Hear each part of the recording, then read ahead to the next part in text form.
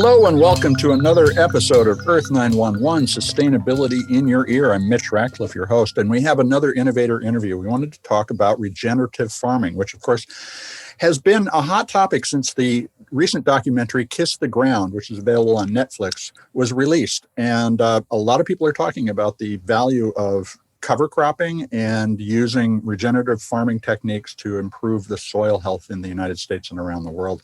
So we invited Steve Groff, who is the author of a new book, as well as creator of a widely used cover cropping strategy that's used by regenerative farmers. And he's a seller of cover cropping seeds. You can find deep explanations about all the stuff we're going to talk about at stevegroff.com. And as well, you can read his new book, The Future-Proof Farm. Welcome, Steve. How are you today? I'm doing great. It's a pleasure and an honor to be on your show today. Well, thank you for coming and talking with us. Now, you're an influential member of the regenerative farming community, and you've been involved for a very long time. After Kiss the Ground came out, are you finding that this is becoming a popular discussion amongst farmers? And are you anticipating sort of a consolidation of regenerative farming's influence? Well, the documentary Kiss the Ground definitely was, I think from my perspective as a farmer, it reached a much broader audience than those of us in the regenerative agriculture movement have been involved in. And that's the big positive that I see from my perspective. And, you know, I know a lot of the people that were featured in the documentary. So in my Facebook pages and Twitter and everything that I do, definitely it did stir up a lot of interest. But primarily we got the attention, I think, of the general public, the consumers, the non-farmers, the people who are interested in the way their food is grown. And that's a good thing. That's one of my missions that I have really been involved with. And that's why I wrote the book, The Future-Proof Farm, not only for farmers to see the opportunity that regenerative agriculture has, but also for consumers to realize, hey, some of us out here are trying our best to grow nutritionally dense food that's going to be good for our own human health. Well, and I think that's what the book accomplishes, is you draw the line between what's going on in the field and what's going on in the grocery store quite in a clear and easy to understand way. Can you kind of explain the basic strategies of regenerative farming? Well, there's several different principles. Some of the key ones are to have the soil covered. I have a saying that I actually trademarked called "Soil is meant to be covered." Mm-hmm. And it's all under the context of trying to mimic nature. I think if you want to really distill the definition of regenerative agriculture down to one kind of phrase, it's we're trying to mimic nature. Now, I am quick to say that there's limitations to that, or we would all be out foraging for berries and nuts. Don't think we as a society want to do that. So coming back from that perspective, we're trying to not disturb the soil. We're trying to keep the soil covered. We're trying to have diversity and multiple species of not only cash crops, but our cover crops as well. And then down to, I guess in the order maybe of influence of introducing animals back into agriculture. Animals have pretty much been segregated out, put in barns and buildings things. And I'm speaking very generally here. Right. But actually bringing animals back to the land. And then that's a tough thing for some farmers, including myself, because I definitely consider myself a regenerative agriculture farmer. I do have a small herd of buffalo. So I guess you could say I do have some animals, but I don't incorporate them totally in all my fields that I farm. So there's varying degrees of how regenerative agriculture is expressed and used.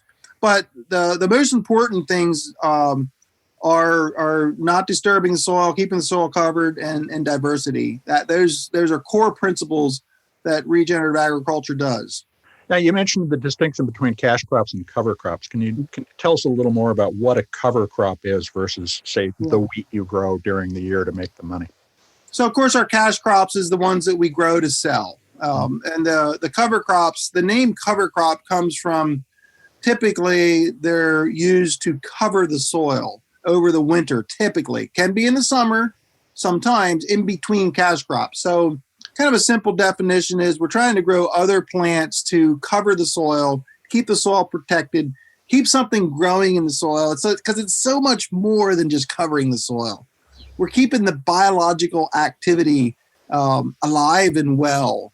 And when we do that, we multiply earthworms, multiply all the other little critters that you can't see with other than a microscope. So all these things add up. The point here again, and again, one of the other principles that I really didn't cover was trying to keep something living in the soil year round. Mm-hmm. Now, obviously, the further north you go, you'll have your dormant seasons of the wintertime. But the point is to have something living in that soil. And again, that's all about mimicking nature. Everywhere in nature where it's undisturbed by humanity, you see multiple species, the soil's not disturbed, and something's growing year round. So that's, again, what we're trying to implement those things into our fields. And I think you hit on an important thing, year round. A lot of people think things aren't growing in the winter, but in fact, a cover crop is a living organism interacting with the soil, even in the midst of a freeze, isn't it? Oh, yeah. And there's some interesting dynamics happen that I certainly have been front and center learning about. And you would be surprised how much a plant will grow, particularly the root system, over the winter. Now, I'm not going to say that if the ground's frozen 2 feet deep that anything's going to be growing. But aside from that, we know that a popular cover crop like cereal rye, that will actually, those roots will grow over winter. They'll literally grow, but not even if they don't grow. The fact that there's something alive there in the soil is going to help all the critters that are actually functioning based on other living organisms, be they plants or other species of tiny animals or whatever you want to call it. So, So it's amazing. There's much more happening underground than meets the eye. Now, you point out that the United States has already lost a third of our topsoil. Mm-hmm. Can we restore that, and how long would it take? The answer to that is yes. And that's why I like the term regenerative agriculture, because we're regenerating it. We're making new. We're healing the land, if you will. So on my farm, when I started into this, you could say I started in the early 80s. Is when I started. I really got serious in the mid 90s, then very intentional about this whole system. But going back 30, 40 years, my soil organic matter was 2%. Now it's nearly 6%. It's nearly tripled. And soil organic matter is basically looking at the active living part of the soil, the humus or the carbon, if you will. There's a couple different things that come together in that. So literally, if you would come to my farm, you could look at the top 2 inches of soil is pretty much pure soil. Below that, you see the little stones and pebbles that I have that's indigenous to my area here. So, people ask, well, did you make that top 2 inches? And I'm like, well, yeah, but it was based on my management that I did it. So a benchmark that I like to use is, because people ask, well, how do you know when you're back to what it originally was before the land was farmed? And the best way I know is to look at the woods or an undisturbed area. And I've taken soil samples of those areas. And my woods here is around 8%. So I feel like I'm still 2 percentage points to go yet. And I've been doing this for 20, 30 years. But, we've done 150 years of tillage. And so we beat our soil up. And it's going to take a couple decades to bring it back. So the answer is yes. And what we know now, we can bring it back way quicker than what I knew 30, 40 years ago. So let's talk a little about your cover cropping strategy. Can you explain, we've established planting over the winter is important, but you also talk with farmers about the fact that even that cover crop can be part of a cash flow for them.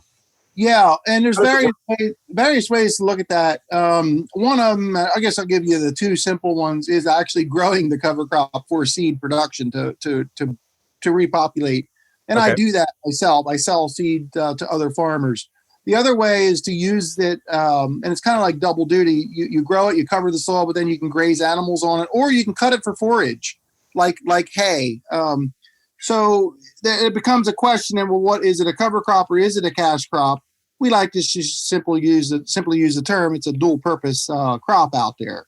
So grazing or using it for forage is a clear, doing both. Or like I said, if you're growing the actual species for seed production, that's another aspect of how you can actually turn your cover crop into a cash crop. Okay, so now another element that was really fascinating about your book is you tell farmers point blank they just need to plug into the global supply chain and understand the sentiment of consumers. And you share, for instance, how Whole Foods and Blue Apron have come to your farm, with a series of qualifying questions before they would consider buying something from you. So how should we rethink the vision of the isolated farmer on the high plains in the Midwest, so that they are becoming a globally aware participant in a sustainable market? Again, one of the clear reasons of why I wrote the book, because a lot of farmers don't even know about that. Now, I've been doing this for 30, 40 years. I've been on the speaking circuit all over the U.S. I've been to 13 countries. So my name is kind of out there. And that, in a way, is an advantage for me because of name recognition, I guess you would say. And, the proof is in the pudding. The stuff I grow, the Whole Foods, Blue Apron, Sweet Green, they like it. They like what I do. And literally, you could add Sweet Green to your list there. They came to me because they heard about me and they like the way I grow food. So to let's just say the Midwestern corn soybean farmer, there's some opportunities emerging now out there. General Mills has spent quite a bit of money in soil health research to help farmers do this. And I'm not directly involved in some of their programs. I hear about them. Wrangler Jeans is another one I highlight in the book. That's not food, but it's cotton that they're using a specific a brand they have established called the Rooted Collection, and you can choose the farm that you want your jeans, where the cotton was grown for your jeans, and that farm was using regenerative agriculture principles. And I've been helping with Wrangler and giving them some consulting and advice and how to help farmers in this. Wrangler has supported some research on how to actually do this, because a lot of farmers, people ask the question, why don't more farmers do this? But you have to understand, in agriculture, profit margins are relatively thin, and we have the risk of weather a lot and markets and everything. So farmers aren't apt to quickly change the way they do things that have worked for decades. So this is what Wrangler is trying to show farmers. That's why they brought in me to say, hey, this can be done. And you'll have the innovative farmers jump right onto this. The nice thing about it is we got some momentum going now. I mean, even Walmart, McDonald's, big names that everybody knows about, they have some sort of a sustainability plan that they're working on.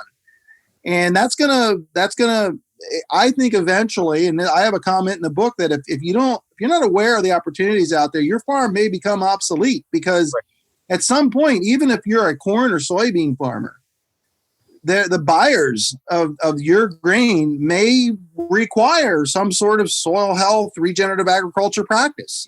That's not there yet, but that's the direction we're headed. And again, the reason I wrote the book, to kind of give farmers a heads up, if you will, of what I see coming, because I see it as an opportunity. So it's interesting. So what you're really saying is that the farmer has to have a story about their crop and the sustainability of their crop, because consumers and the buyers who are trying to buy the produce they're going to sell are tuning in to where this food came from and how it was grown in a way that they didn't before. So does every farmer need to be a marketer now? That's a good question. I'll just answer quickly. Not all farmers are marketers. I think that's a simple categorization that works. But the answer, maybe more in depth, would be yes. You got to be aware of what's going on.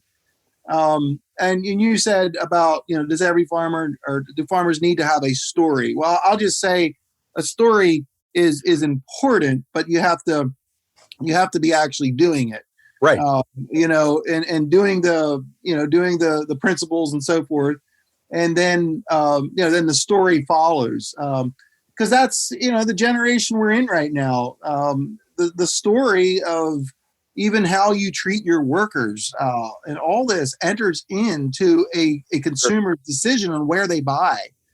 And so I see all that as opportunities, and I try to cultivate the opportunities that apply to me. I'm not going to be growing oats for General Mills for Cheerios because there's other regions of the country that are better for that. I'm just using that as an example. So there's lots of opportunities popping up, and to answer your question, I would say a qualified yes. You do need to be more of a marketer maybe than you had been in the past. Well, I'll just put an underline on that. You need to be an honest marketer. There are just marketers, but you have to be an honest marketer. You have to do what you say you're doing. Yeah, and to that point, I'm gonna push that a little further. That also applies to we'll just say the buyers and the sellers to the consumers, because some of I've dealt with some of the people who liked my stuff, and I felt like they never really verified that I was doing what I said I was going to do.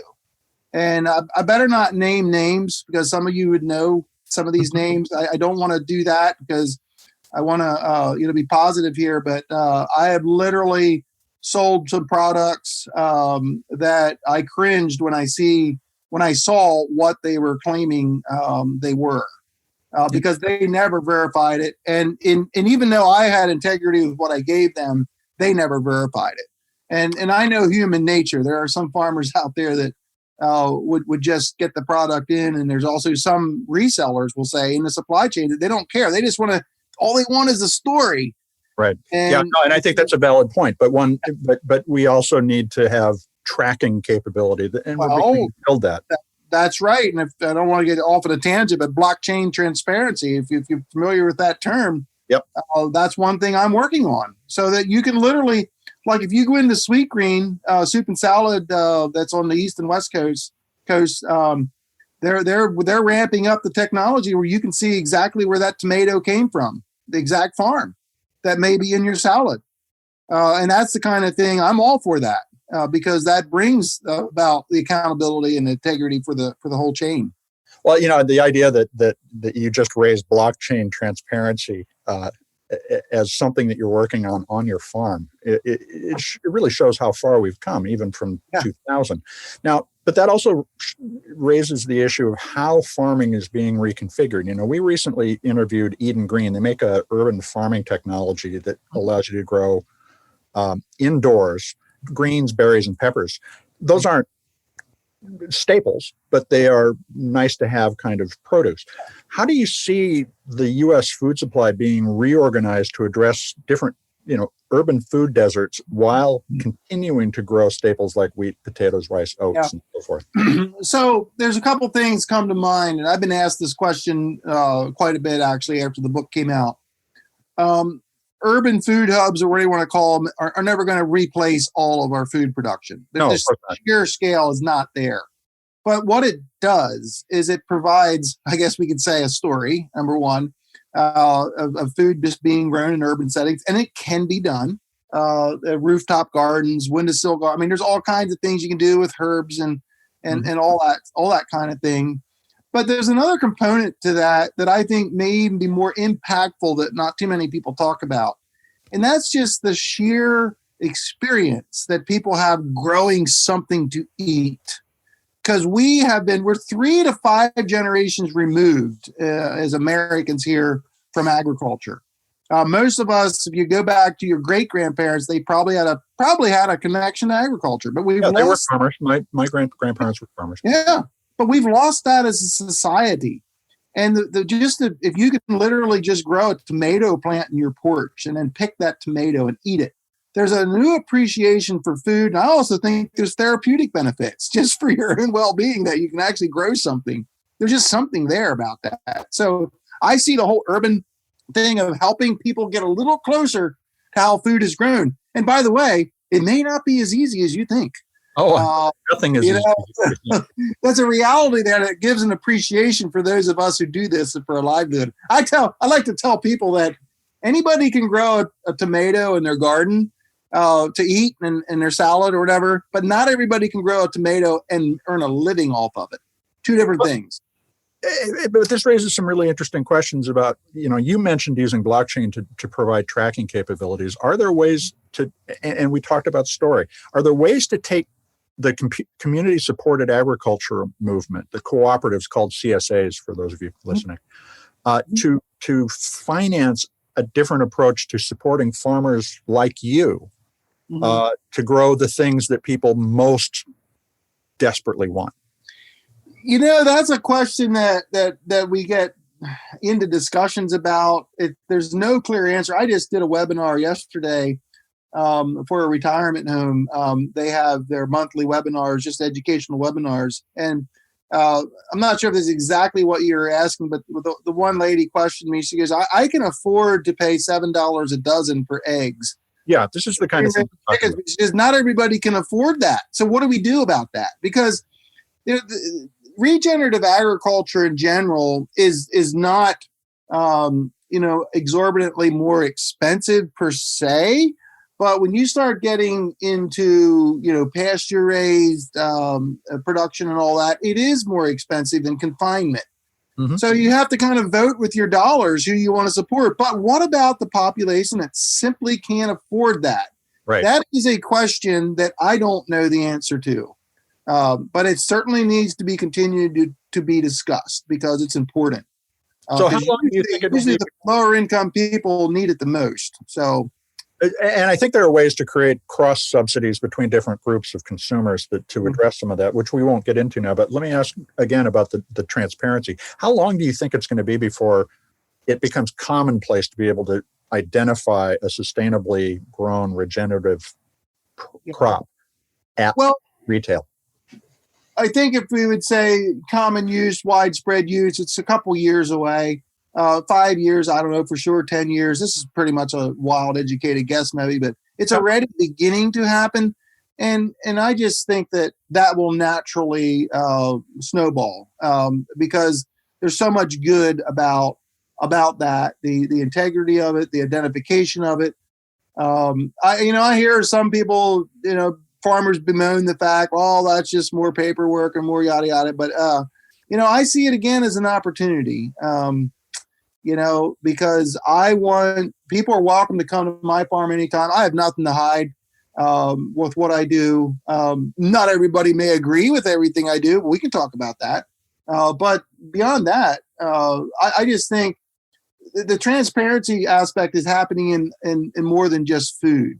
Mm-hmm. So it is a thing that's out there that I think will definitely grow. I would say in a couple years, it's going to be much more noticeable, and in a 5 to 10 year time frame, we'll really see if it takes a hold.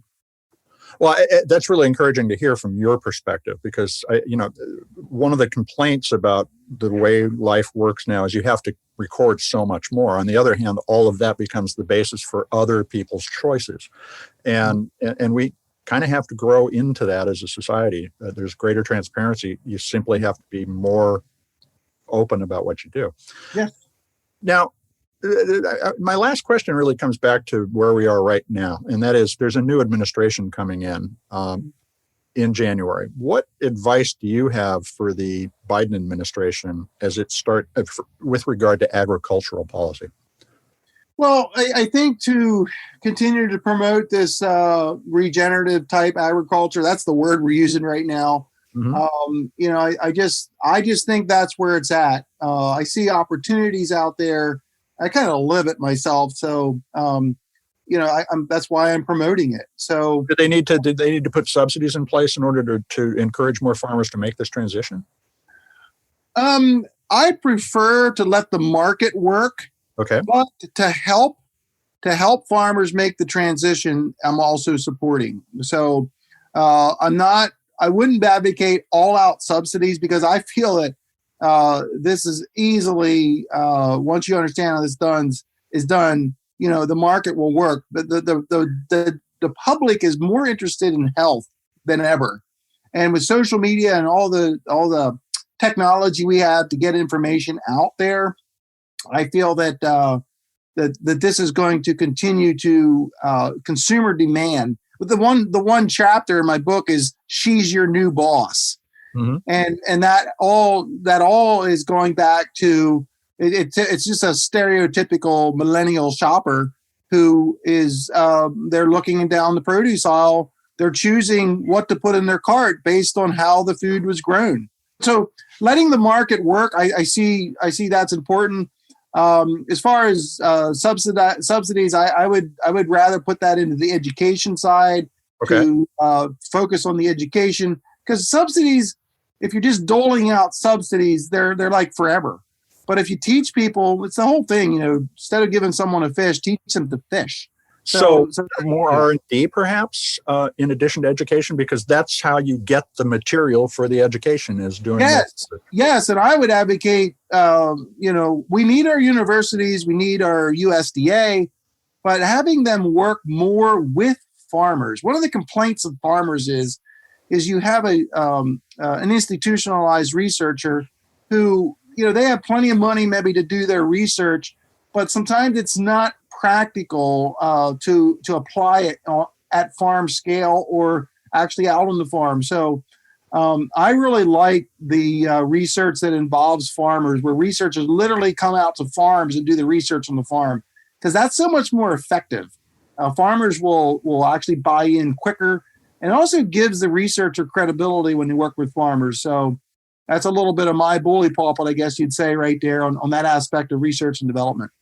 Well, I think that, look, I'm a graduate of a land-grant college, and you don't appreciate how integral the farming community is until you spend time somewhere deeply enmeshed in the agricultural world. And I went to Washington State University. Oh, yeah. And in the 40 years since I went there, I have watched the university help the region turn into a grow powerhouse. More wheat is grown in the county around the university than anywhere else in the United States because of the investment in research at the university. Mm-hmm. So it's great to see that what we should do is educate more, because that is the basis for a lot of additional prosperity. Yeah. So Steve, I want to thank you for taking time to talk with us today. You're welcome. It's been a pleasure. Well, folks, that's Steve Groff. Check him out at stevegroff.com, as well as take a look at his new book, The Future-Proof Farm. We'll have a link in the article that goes with this podcast. We'll also be linking to a couple of videos from his site, which are fascinating. Folks, this is EARTH911's Sustainability in Your Ear. I'm Mitch Ratcliffe, and we'll be back with another innovator interview soon. In the meantime, take care of yourself, take care of one another, and let's take care of the planet.